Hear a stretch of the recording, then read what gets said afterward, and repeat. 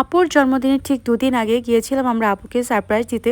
কিন্তু আপুকে সারপ্রাইজ করতে যেয়ে আমরা নিজেরাই সারপ্রাইজড হয়ে গিয়েছিলাম। তো কি হয়েছিল সেদিন আর আপুর বার্থডেতে আমরা ঠিক কীভাবে সেলিব্রেট করলাম, কি মজা করেছিলাম সেসব নিয়েই থাকছে আজকের এই ভ্লগটা।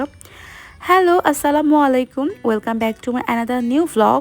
আই হোপ আপনারা যেখান থেকে আমার ভ্লগটা দেখছেন সবাই অনেক বেশি ভালো আছেন, সুস্থ আছেন। আপুর জন্য ও যে কেকটা বানিয়েছিল ওটা একটু ছাদে নিয়ে যে ওর কিছু ফটোশ্যুট করছিল আর কিছু ভিডিও করছিল। আর আমি এদিকে দেখলাম ওর গাছে বেশ কিছু গোলাপও ফুটেছে। তো আমি ভাবলাম জার বেড়া আর গোলাপগুলো তুলে নিচ্ছিলাম যে আপুকে দিব বলে। তো গোলাপগুলো বেশ সুন্দর হয়েছিল, একদম গোলাপি কালারের গোলাপ। আর সাথে কিছু কসমস ফুলও ফুটেছিল, সেখান থেকে একটা কসমস ফুলও নিয়েছিলাম। তো এই তো সুন্দর একটা ফুলের তোড়া বানিয়ে ফেললাম। আর এই যে আমি যে গিফটটা কিনেছিলাম আপুর জন্য, সেটা আমি একটা দোকান থেকে র্যাপ করে নিয়েছিলাম। আর এই তো এখন চলে যাচ্ছি ঝিনাইদার উদ্দেশ্যে। ঝিনাইদার এই রাস্তাটা কিন্তু অনেক বেশি সুন্দর, এটা যারা গিয়েছে তারা সবাই জানে। এই তো প্রায় চলেও এসেছি আপুর বাসার সামনে। আর আপুকে কিন্তু একদমই জানিয়ে আসিনি, দেখা যাক আপুর কি রিয়াকশন থাকে।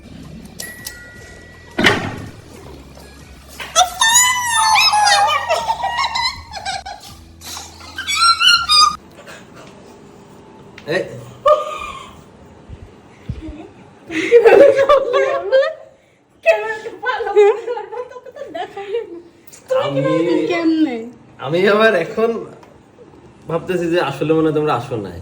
তুমি কেমনে ভাবলাম আমরা আসছি? সে বলতে সে অসুস্থ, তার কথার মধ্যে বিন্দু মাত্র অসুস্থতার কোনো ছাপ নাই। বোঝা যাচ্ছে অনেক সিরিয়াস। শুনতেই পেলা কি রিয়াকশন ছিল আপু আর ভাইয়ার। এসেছিলাম আপুদেরকে সারপ্রাইজ করতে, বাট নিজেরাই সারপ্রাইজড হয়ে গিয়েছি। আর এই তো তখন যেহেতু রমজান মাস ছিল, তো আমাদের খুব ইচ্ছা ছিল যে আজকে আমরা সবাই মিলে একটু বাইরে ইফতার করব। তো এই তো আপু আর জিজু আমাদেরকে খুব সুন্দর একটা রেস্টুরেন্টে এনেছিল, ঝিনাইদার। যদিও এখন আমার নামটা মনে পড়ছে না এটা কোন রেস্টুরেন্ট। নদীর ধারে হওয়াতে বেশ ভিউটা অনেক বেশি সুন্দর লাগছে। আর এই তো জিজুর দায়িত্ব পালন করছে, শালিদেরকে সুন্দর সুন্দর ছবি ভিডিও করে দিচ্ছিল। আবার এদিকে শালকে দৌলও খাওয়াচ্ছে। এটাই তো জিজুদের কাজ, তাই না? আর এই তো একদম ইফতারের সময় হয়ে গিয়েছিল, আমরা একদম ইফতারের একটু আগ মুহূর্তে গিয়েছিলাম, দ্যাটস ওয়াই আর কোনো ছবি ভিডিও ওরকমভাবে করা হয়নি। আমরা নিয়েছিলাম এই প্লেটারটা আর আপুরা নিয়েছিল মোরগ পোলাও। আর আমরা এতটা লেট লতিফ যে আমরা সব জায়গায় লেট করে যাই, একদম ইফতারের 2-3 মিনিট আগে হয়তো ওখানে পৌঁছেছি, যার জন্য আর ডে লাইটে কোনো তেমন ভিডিও করতে পারি নাই। বাট এই সময় ভিডিওটা অনেক বেশি সুন্দর ছিল, একদম পড়ন্ত বিকালের সময়। আর এই লাচ্ছিটা কিন্তু খুবই বাজে ছিল, লাচ্ছিটা আমাদের একদমই ভালো লাগে নাই, বাট ওভারঅল ফুডগুলো বেশ ভালো ছিল। এই কিউট বিড়ালটা একদম আমাদের পায়ে পায়ে ঘুরতেছিল, ও ওখানেই থাকতেছিল শুধু। আর ওখানে এত প্রকার মশা ছিল, যেহেতু সন্ধ্যার দিকে ছিল, পরে আমরা মশার কয়েল চালাতে বাধ্য হয়েছি। এই স্যুপটা কিন্তু ভালোই টেস্টি ছিল। আর এই যে দেখো আমার জিজুর কাজ, আমার জিজু একদমই বাচ্চাদের মতো, মানে সে যেখানেই থাকবে সেখানেই এমন এমন কাজ করবে যে হাসতে হাসতে মরে যাব। মানে জিজু যেখানেই থাকবে খুবই মজা হয়, অনেক হাসি আনন্দ হয়, সেখানে আমরা হাসতে হাসতে শেষ হয়ে যায়। আর এই যে দেখো ওই ক্যাফেতে 2টা বড় বড় মালবেরি গাছ ছিল। যেহেতু রেস্টুরেন্টটা ভাইয়ার পরিচিত, তো ভাইয়া আমাদেরকে বলেছিল ইচ্ছা মতো খেতে। আর আমরা এখানে সব পাকা পাকা মালবেরিগুলো তুলে খাচ্ছিলাম, বেশ টেস্টি ছিল। ওই দিন সারা শহরে একদম আসিয়াকে নিয়ে আন্দোলন হচ্ছিল। এরপর আমরা চলে গিয়েছিলাম একটু মার্কেটের মধ্যে। আর এখানে একটা সুপার শপ টাইপের আছে মৌসুমি, ওখানে আমি এর আগে কখনোই যাইনি, তো ভাবলাম একটু ঘুরে দেখে যাই এটা আসলে কেমন বা কি পাওয়া যায়।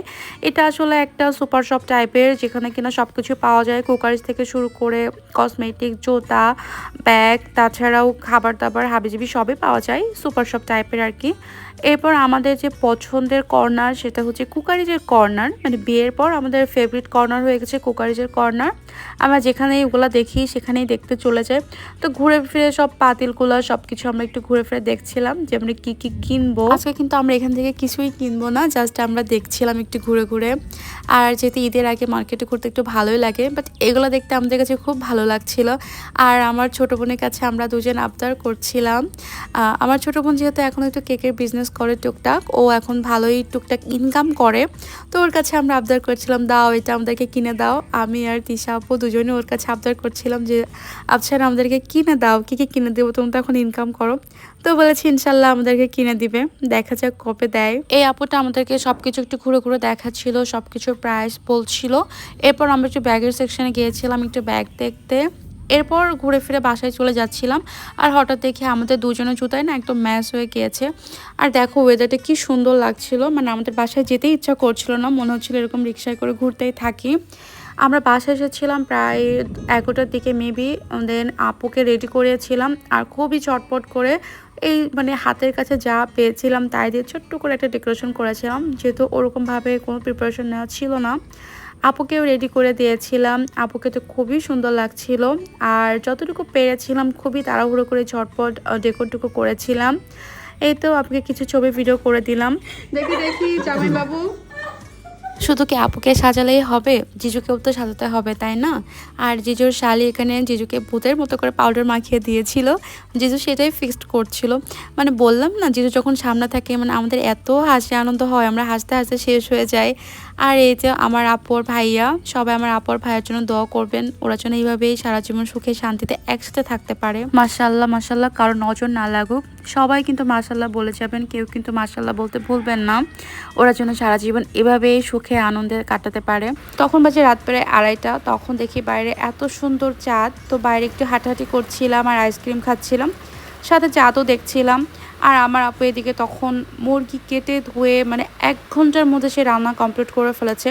মাশাআল্লাহ, সে এত বেশি অ্যাক্টিভ, সে সাজগোজ করেছে, বার্থডে সেলিব্রেট করেছে, সব কিছু করেও মাশাআল্লাহ এত কিছু রান্না করে ফেলেছে। আপু ওই দিন একটা মাখানো ডাল রান্না করেছিল, ডালটা এত বেশি মজা হয়েছিল, সাথে এরকম গরম গরম বেগুন ভাজি হলে আর তো কিছু লাগেই না তাই না?